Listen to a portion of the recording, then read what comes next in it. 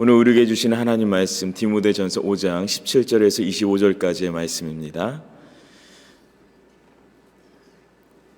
한 절씩 교독하겠습니다. 잘 다스리는 장로들은 배나 존경할 자로 알되 말씀과 가르침에 수고하는 이들에게는 더욱 그리할 것이니라. 성경에 일렀으되 곡식을 밟아 떠는 소의 입에 망을 씌우지 말라 하였고 또 일꾼이 그 삭슬 받는 것은 마땅하다 하였느니라. 장로에 대한 고발은 두세 증인이 없으면 받지 말 것이요 범죄한 자들을 모든 사람 앞에서 꾸짖어 나머지 사람들로 두려워하게 하라. 하나님과 그리스도 예수와 택하심을 받은 천사들 앞에서 내가 엄히 명하노니 너는 편견이 없이 이것들을 지켜 아무 일도 불공평하게 하지 말며 아무에게나 경솔히 안수하지 말고 다른 사람의 죄에 간섭하지 말며 내 자신을 지켜 정결하게 하라. 이제부터는 물만 마시지 말고 내 위장과 자주 나는 병을 위하여는 포도주를 조금씩 쓰라. 어떤 사람들의 죄는 밝히 드러나 먼저 심판에 나아가고 어떤 사람들의 죄는 그 뒤를 따르니니. 함께 하겠습니다. 이와 같이 선행도 밝히 드러나고 그렇지 아니한 것도 숨길 수 없느니라. 아멘. 목회 서신은 말 그대로 이제 목회 사역에 초점을 준다는 겁니다. 그래서 그 내용을 잘 살펴보면 복음 안에서 교회를 목양하기 위해서 정말 종합적인 일들을 다루게 됩니다. 먼저는 여러 세대와 다양한 종류의 사람들과 관계하면서 이 일들을 했어야 했는데요. 여성과 남성, 장로, 집사, 그리고 과부, 종들과 같이 다양한 종류의 사람들, 또 다양한 배경을 가진 사람들과 이 일들을 함께 하며 특별한 역할들을 다루게 됩니다.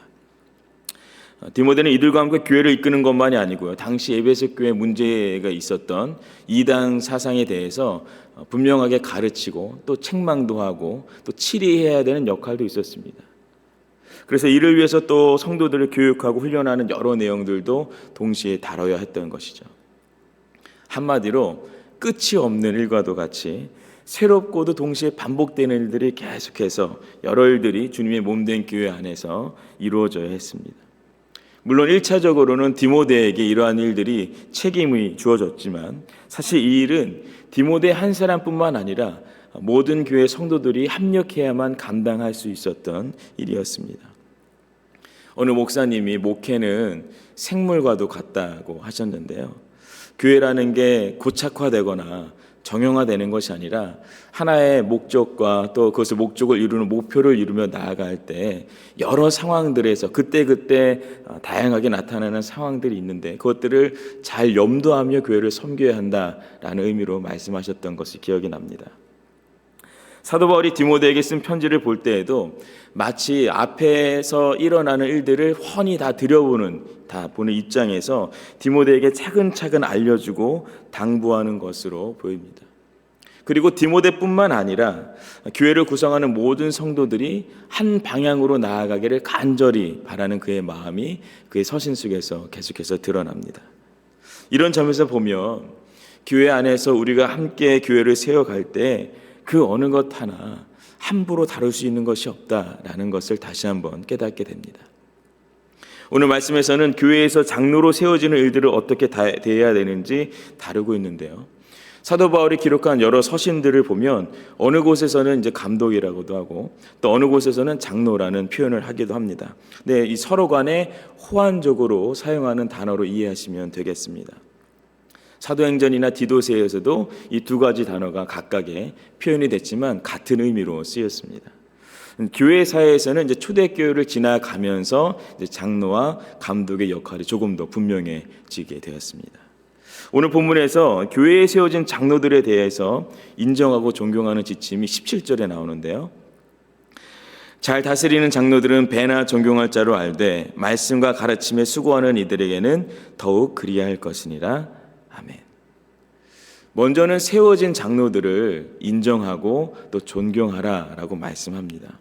특별히 말씀과 또 가르침에 수고하는 장로들은 배나 더하여서 그리하라고 말을 하죠. 그러니까 잘 다스리는, 그러니까 잘 섬기는 장로들에 대한 예우를 얘기하는데요. 여기에서 존경의 한 경우로 사례를 하는 것도 포함하고 있습니다.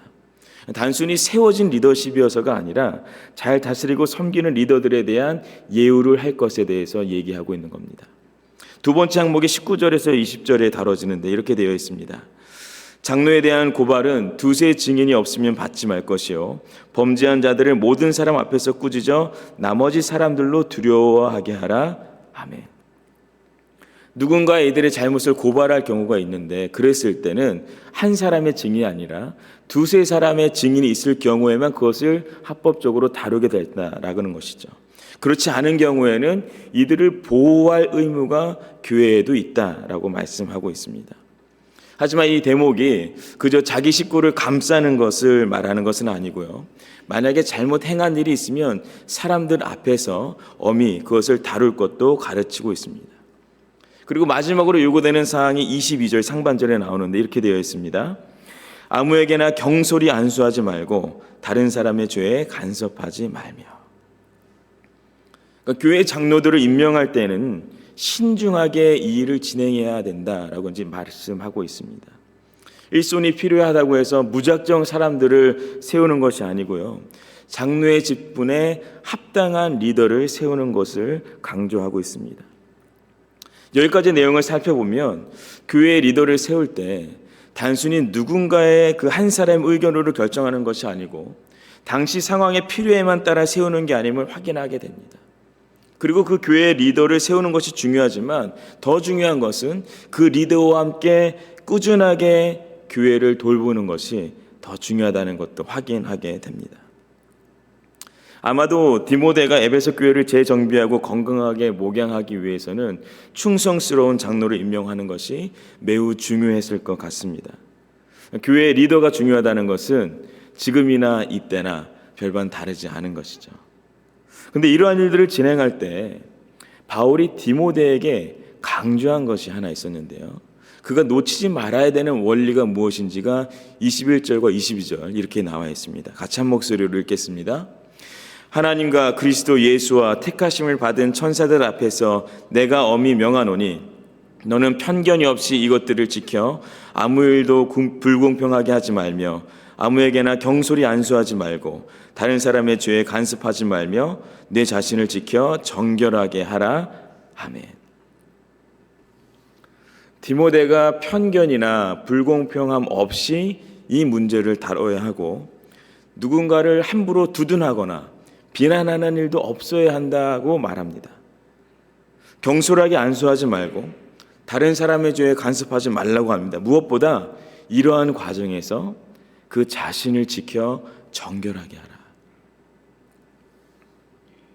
결국 사도 바울이 교회 안에서 장로를 세우고 또 그를 통하여 교회를 목양할 때 다른 어떤 것보다 우선적으로 강조하는 것이 무엇입니까?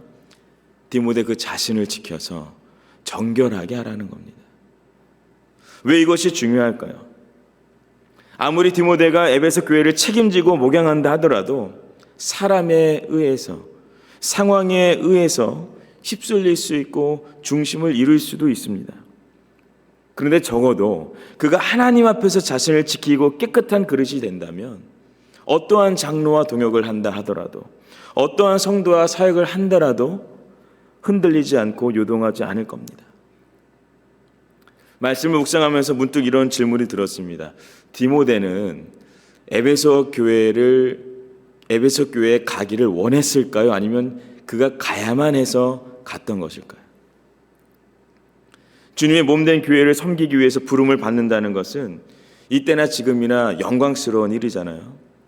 그런데 바울이 적어내려간 편지의 내용들을 보면 과연 디모데는 얼마나 이 일들에 대해서 이미 알고 있었을까? 혹은 이 일들에 대해서 얼마나 준비가 되었을까라는 생각이 들었습니다. 아마도 디모데는 당시에 본인이 자청해서 혹은 큰 뜻을 품고 에베소를 원하거나 고집하지는 않았던 것으로 보입니다. 오늘 본문에서 사도 바울은 그의 건강을 언급하면서 아주 인상적인 얘기를 하는데 23절에 이렇게 되어 있습니다.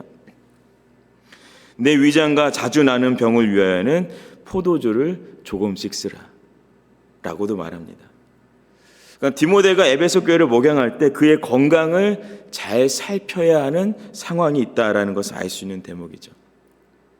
특별히 디모데전서 1장 3절에는 이런 표현도 있는데요. 내가 마게도냐로 갈 때 너를 권하여 에베소에 머물라 한 것은 이라고 되어 있습니다.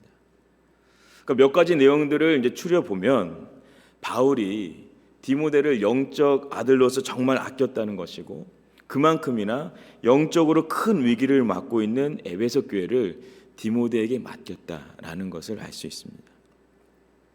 당시 에베소 교회는 소아시아 중심 교회로서 우상 숭배와 다양한 이단의 그런 왕성한 활동으로 인해서 상황이 매우 어려웠던 곳이었습니다. 이런 곳에서 사도 바울이 디모데에게 목양을 맡길 수 있었던 몇 가지 이유들을 성경에서 찾아볼 수 있는데요. 사도행전 16장을 보면 그가 바울과 2차 전도 여행 중에 기록된 내용을 보면 그가 루스드라와 이고니온에 있는 형제들에게 칭찬을 받았다고 했습니다. 그러니까 그가 사역을 감당할 때 성도들로 하여금 더 좋은 이야기들을 들었다는 것이죠. 그리고 디모데의 아버지가 헬라인임에도 불구하고 디모데 그가 직접 할례를 받기도 했습니다. 그가 신실한 외할머니와 어머니 밑에서 성경을 배웠고 그 스스로 하나님께 헌신을 고백하고 바울과 함께 교회들을 섬겼던 시간이 있는 거죠. 그러니까 결국 디모데는 하나님께 자신을 드리며 순종함으로 인해서 에베소 교회로 향하게 된 것입니다. 에베소 교회에 대해서 잘 알아서 그곳에 간 것이 아니라 에베소 교회를 맡길 수 있는 충성된 마음과 순전한 마음이 있었기 때문에 그에게 그 교회가 맡겨진 것이죠. 이러한 디모데에게 사도 바울이 그 자신을 지켜 정결하게 하라는 메시지는 깊은 깨달음을 줍니다. 그가 그곳에 가서 해내야 하고 책임져야 하고 완수해야 되는 것들도 많이 있지만 그것들보다 더 우선인 게 있다는 거예요. 디모데가 주님 앞에서 자신이 어떤 사람인지, 그 심령에 무엇이 담겨 있는지, 무엇으로 인해서 고민하고 갈등하는지 다 쏟아내야 됩니다. 주님 앞에. 그리고 매일마다 회개할 것은 회개하고 돌이킬 것은 돌이키는 삶이 우선인 겁니다. 그렇게 깨끗하고 순전한 그릇을 통해서 보배이신 예수 그리스도가 더욱 빛나게 되는 것이죠. 이사야 6장 8절의 말씀이 생각났습니다. 내가 또 주의 목소리를 들은즉 이르시되 내가 누구를 보내며 누가 우리를 위하여 갈고 하시니 그때 내가 이르되 내가 여기 있나이다 나를 보내소서. 이러한 마음으로 디모데는 하나님의 인도하심에 사도 바울의 권면과 명령에 반응하고 순종한 것이죠. 오늘 우리 모두에게도 각자에게 맡겨진 과업이 있습니다. 주님께서 허락하시고 보내시는 것들입니다. 일의 성취와 결말이 주님 보시기에 기쁨이 되고 주님의 영광을 드높일 수 있기를 원합니다. 그 과정을 감당할 때에도 내가 해내는 인생이 아니라 나의 부족함과 연약함에도 주께서 나를 이끄시는 사실에 주목할 수 있어야 합니다.